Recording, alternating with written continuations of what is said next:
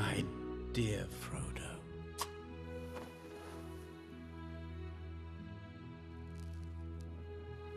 You asked me once if I had told you everything there was to know about my adventures. And while I can honestly say I have told you the truth, I may not have told you all of it.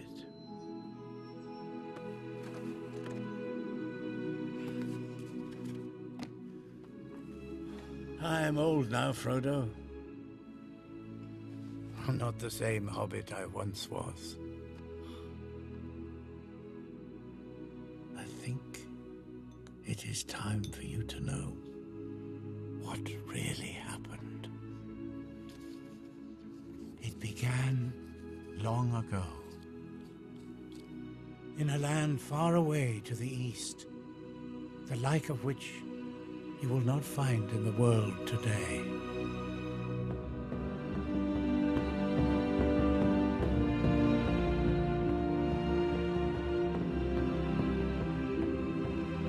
There was the city of Dale, its markets known far and wide, full of the bounties of vine and vale, peaceful and prosperous.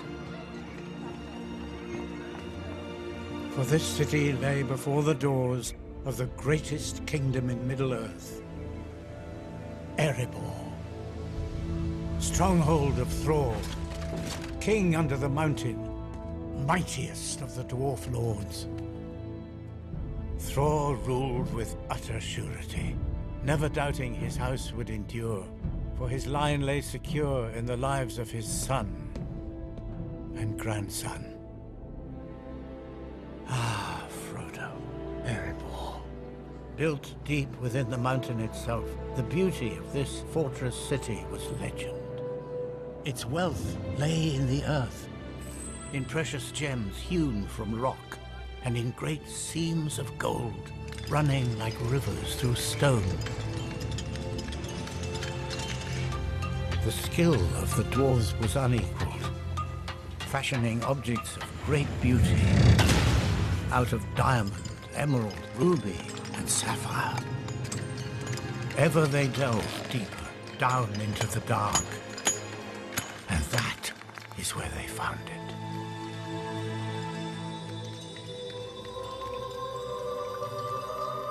The heart of the mountain. The Arkenstone. Thrall named it the King's Jewel. He took it as a sign that his right to rule was divine. All would pay homage to him, even the great elven king, Thranduil.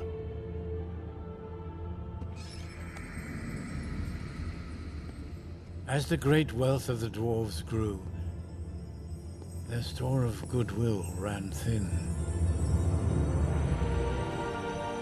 No one knows exactly what began the rift. The elves say the dwarves stole their treasure. The dwarves tell another tale. They say the elf king refused to give them their rightful pay. It is sad, Frodo, how old alliances can be broken, how friendships between peoples can be lost. And for what?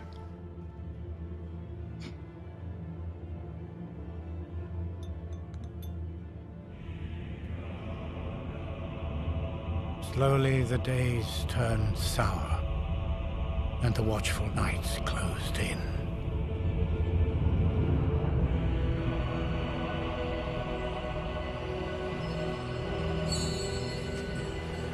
Thrall's love of gold had grown too fierce. A sickness had begun to grow within him. It was a sickness of the mind.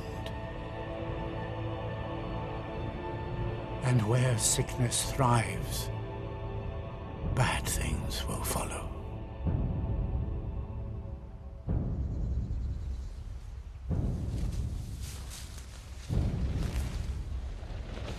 The first they heard was a noise like a hurricane coming down from the north. The pines on the mountain creaked and cracked in the hot, dry wind. Balin, sound the alarm. call out a guard. Do it now! What is it? Dragon! Dragon! He was a fire drake from the north.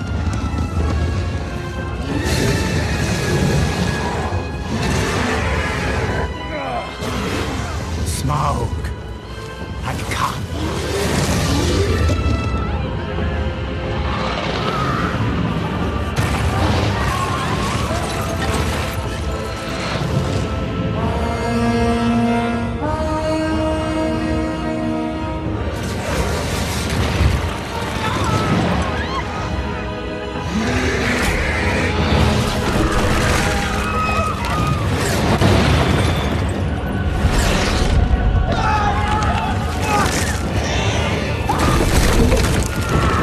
Such wanton death was dealt that day.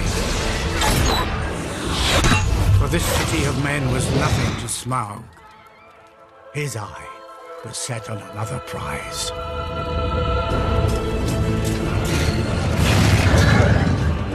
For dragons covered gold with a dark and fierce desire.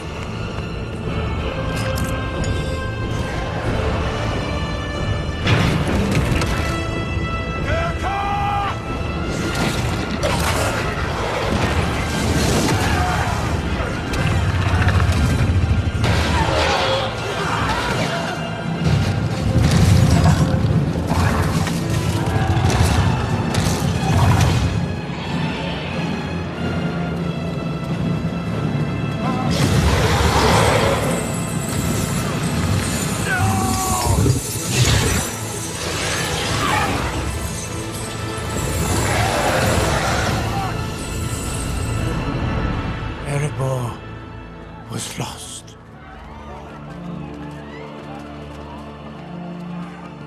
For a dragon will guard his plunder as long as he lives.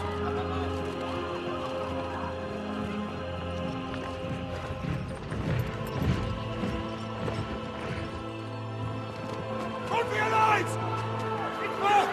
Help us!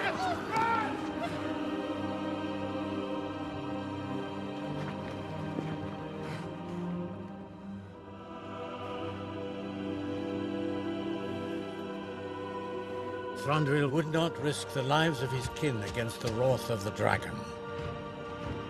No help came from the elves that day, nor any day since. Robbed of their homeland, the dwarves of Erebor wandered the wilderness, a once mighty people brought low. The young dwarf prince took work where he could find it, laboring in the villages of men.